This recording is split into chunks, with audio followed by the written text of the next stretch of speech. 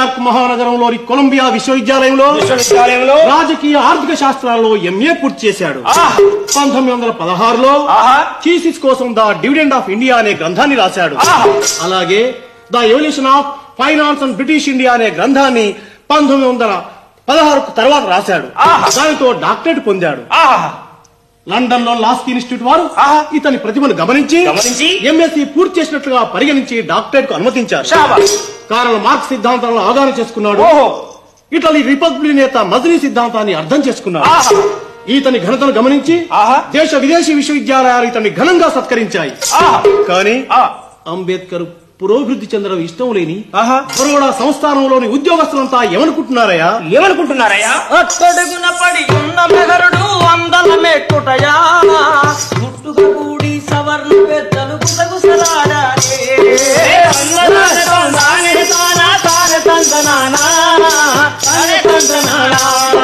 కుట్టలతోటి కుతంత్రాలతో యోచన చేశారే.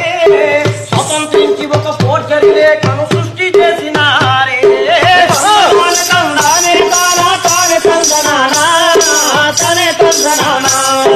తరిగిడయం సరిత అంబేద్కర్ కు బరోడ మహారాజ్ అందించిన పైకం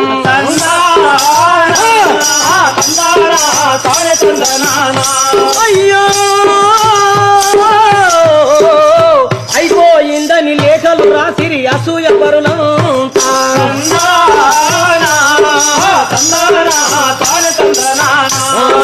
తరిగిడయం సరిత వాళ్ళకేం పోయే కాలం రా బాబు. ఇలా విదేశీ చదువులు ముగించుకొని స్వదేశానికి తిరిగి వస్తున్న అంబేద్కర్ కు స్వాగతం చెప్పడానికి బరోడా సంస్థానంలోని ఉద్యోగస్తులెవరూ నిరాకరించారు. ఇది గమనించిన బరోడా మహారాజు తానే స్వయంగా అంబేద్కర్ కు ఎదురేగి ఆహ్వానం పలికాడు. తన సంస్థానంలో కీలకమైన డిఫెన్స్ సెక్రటరీ ఉద్యోగం ఇచ్చాడు. ఇది సహించని సవర్ణులంతా ఏం చేశారయ్యా? జుట్లు వీక్కున్నారా, గుండెలు బాదుకున్నారా? చూసినావా చూసినావా చూసినావా సుభావదానులు చేసేది ఏమిటయ్య సుబ్రహ్మణ్య జైనులు. చూసినావా చూసినావా సుభావదానులు చేసేది ఏమిటయ్య సుబ్రహ్మణ్య జైనులు. చూసినావా చూసినావా సుభావదానులు చేసేది ఏమిటయ్య సుబ్రహ్మణ్య జైనులు. చూసినావా చూసినావా సుభావదానులు చేసేది ఏమిటయ్య సుబ్రహ్మణ్య జైనులు. అదమ జాతి వాడు నేడు అందలమే ఎక్కాడు. అదమ జాతి వాడు నేడు అందలమే ఎక్కాడు. ప్రథమ జాతి వారికి మేకై కూర్చున్నాడు. వాడు నేడు అందలమే ఎక్కాడు. ప్రథమ జాతి వారికి మేకై కూర్చున్నాడు. ఆ ఫైలు ఈ ఫైలు మనమే అందివ్వాలి. ఆ ఫైలు ఈ ఫైలు మనమే అందివ్వాలి. ఆ ఫైలు ఈ ఫైలు మనమే అందివ్వాలి. ఆ ఫైలు ఈ ఫైలు మనమే అందివ్వాలి. అతని చేతి కింద మనం అనగబడి ఉండాలి. చూసినావా చూసినావా చూసినావా సుభావదానులు చేసేది ఏమిటయ్య సుబ్రహ్మణ్య జైనులు. చూసినావా చూసినావా సుభావదానులు చేసేది ఏమిటయ్య సుబ్రహ్మణ్య జైనులు. గుసగుసలు ఆడారు గుండెలు పాదుకున్నారయ్యా.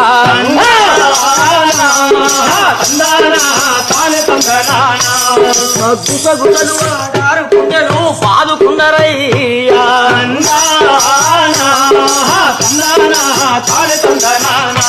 అయ్యో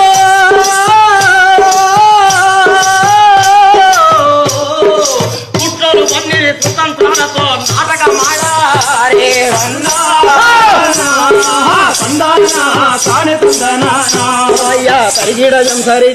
ఇలాంటి కుళ్ళిన వ్యవస్థను గాంచి ఈ వ్యవస్థను ప్రతిఘటిస్తానని ప్రతిజ్ఞ చేశాడు.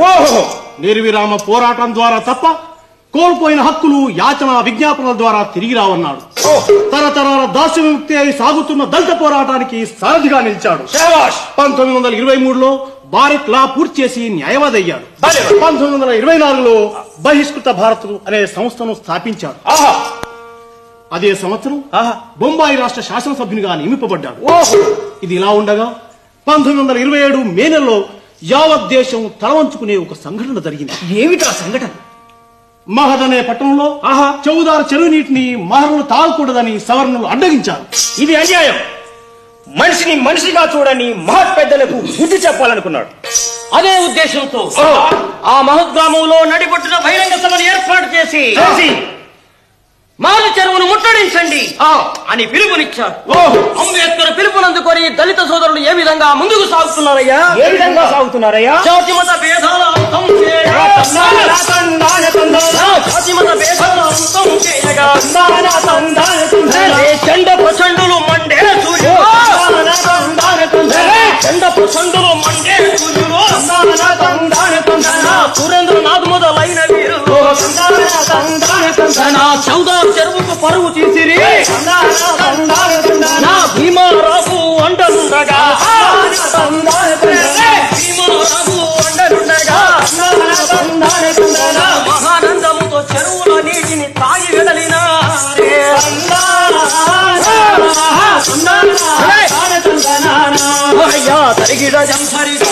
ఇది గాంచిన సవర్ణులు ఆ చెరువు నీరు మైలపడిపోయిందని ఆవు పేడ గోమూత్రం తెచ్చి అందులో కలిపి ఆ నీరు శుద్ధి అయిందని ఆ నీటి గడగడా తాగారు. మూర్ఖులు నోరు ఖరాబ్ చేసుకున్నారు. ఇలా 1930లో నాసిక్ వద్ద గల కాళారాం దేవాలయంలో దళితులచే దేవాలయ ప్రవేశం చేయించాడు. 1930లోనే జనతా వారపత్రికను స్థాపించాడు. గాంధీతో పాటుగా స్వాతంత్ర పోరాటంలో ప్రముఖ పాత్ర వహించాడు. ఈయన సామాన్యుడు కాదని తలచి బ్రిటిష్ ప్రభుత్వం ఈయనను రౌండ్ టేబుల్ సమావేశానికి ఆహ్వానించింది. రెండవ రౌండ్ టేబుల్ సమావేశంలో దళితులకు జరిగేటువంటి అన్యాయాలను గురించి ఎలుగెత్తి చాటాడు అంబేద్కర్. ప్రత్యేకముగా మాకు హక్కులు కావాలన్నాడు.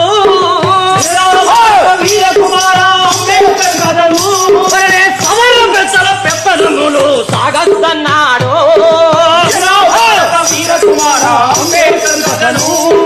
సవర్ణ పెద్దల పెత్తనములు సాగద్దన్నాడు.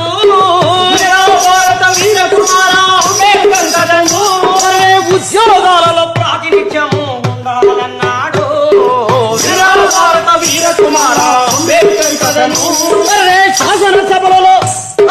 శాసనసభలలో మంత్రివర్గములో స్థానం ఉండాలని నేను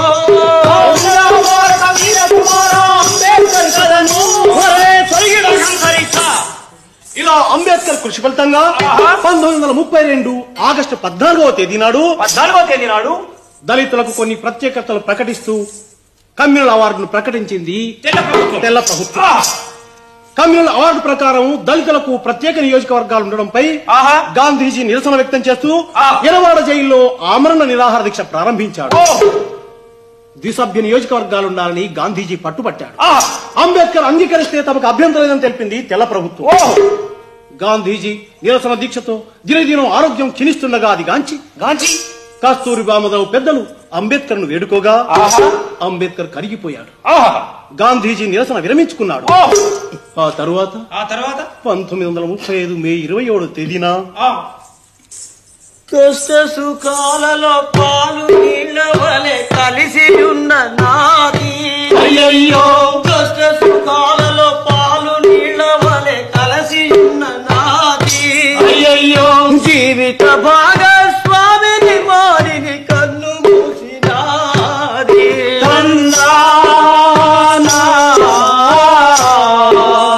అయ్యయ్యో తానే తందనా అయ్యో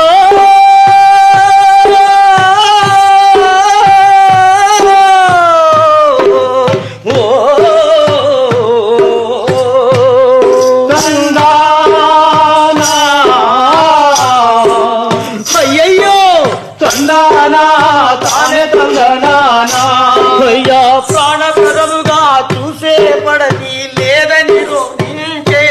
అయ్యో ప్రాణప్రదముగా చూసే పడది లేదని రోధించే.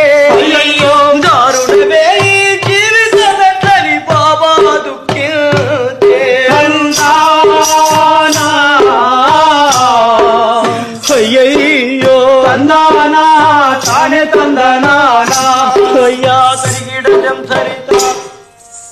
ఇలా భార్య రమాబాయి మరణంతో అంబేద్కర్ చాలా కృంగిపోయాడు. అదే సంవత్సరంలో శ్వేత ప్రభుత్వం ఎన్నికలు ప్రకటించింది. బొంబాయి రాష్ట్రంలో 17 స్థానాలకు పోటీ చేసి అందులో 17 స్థానాలు గెలిచి అంబేద్కర్ తనకంటూ ఒక ప్రత్యేకత ఉందని నిరూపించుకున్నాడు. అప్పుడు అంబేద్కర్ ఆ ఎన్నికల సమయంలో కాంగ్రెస్ పార్టీలోని మతోన్మాదులు చేసినటువంటి కుట్రలు అంబేద్కర్ ను కదిలించి వేశాయి. ఏనాటికైనా వీరు దళితుల్ని పైకి రానివ్వరని ఆలోచనతో తన వారందరినీ కూడగట్టి ఏమంటున్నాడు అంబేద్కర్? మారదు హిందూ మతము, మారది మతము వీడి రంగు,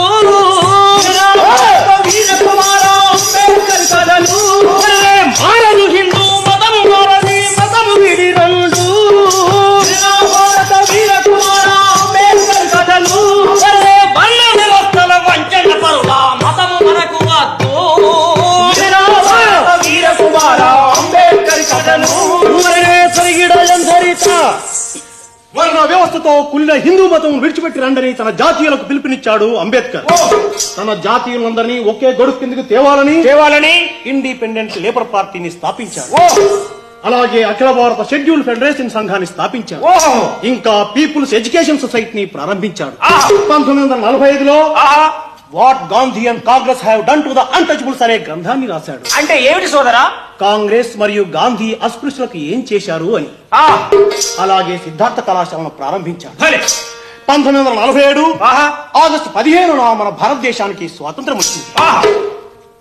ఆనాటి మంత్రివర్గంలో అంబేద్కర్ న్యాయశాఖ మంత్రిగా నియుక్తుడైనారు.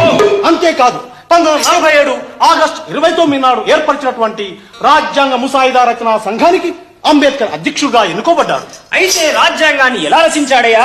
ప్రపంచ రాజ్యాల తమ్ముడా, పరిపాలన తీరును తమ్ముడా, ప్రపంచ రాజ్యాల తమ్ముడా, పరిపాలన తీరును తమ్ముడా, మర్మాన్ని గ్రహించే తమ్ముడా, భరత రాజ్యాంగమును రాసే తమ్ముడా, మర్మాన్ని గ్రహించే తమ్ముడా, భరత రాజ్యాంగమును రాసే తమ్ముడా, అధికారముల పార్లమెంటుకు చందమామ రాధా, అన్నిటినీ దత్తం చేసే చందమామ, సోదర వీణులారా, స్వాతంత్రాలను చందమామ రాజా, ప్రాథమిక హక్కులనిచ్చే చందమామ, సోదర వివరంగా చెప్పేదాము వీణులారా, నిన్నులకు హరిజనులకు చందమామ రాజా, ప్రత్యేకత కలిగించాడు చందమామ,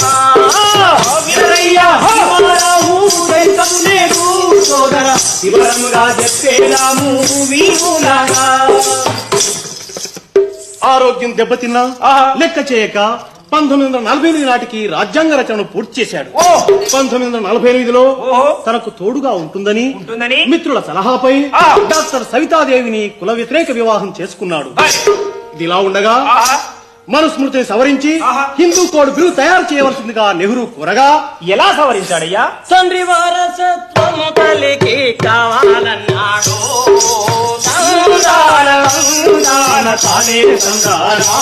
అరే కొడుకులతో కూతుళ్లకు ఆస్తి పంచాలన్నాడు,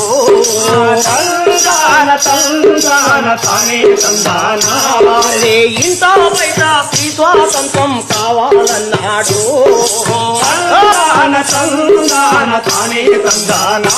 అరే భార్య ఉండగా మరి ఒక స్త్రీని పెళ్లి ఆడరాదు,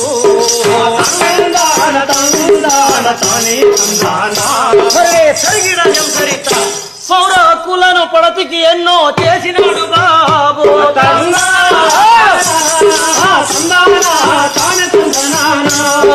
పురుషులతోటి స్త్రీలకు కూడా హక్కులనిచ్చాడు,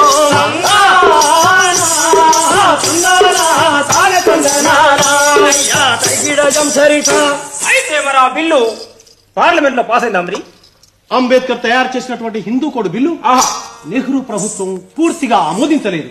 అందుకు నిరసనగా తన పదవిని తృణప్రాయంగా వదిలిపెట్టాడు. తన జాతీయులను అవమానపరుస్తున్న హిందూ మతంలో ఇక ఎంత మాత్రము ఉండనన్నాడు. మరి ఏం చేశాడు? శాంతి అహింసకు నిలయము, సత్య మార్గ సోపానము, సమతకు మమతకు నిలయము, వర్ణ వ్యవస్థలు లేనిది, వర్ణ వ్యవస్థలు లేనిది, సౌసమతమని తనచాడే తమ్ముడా,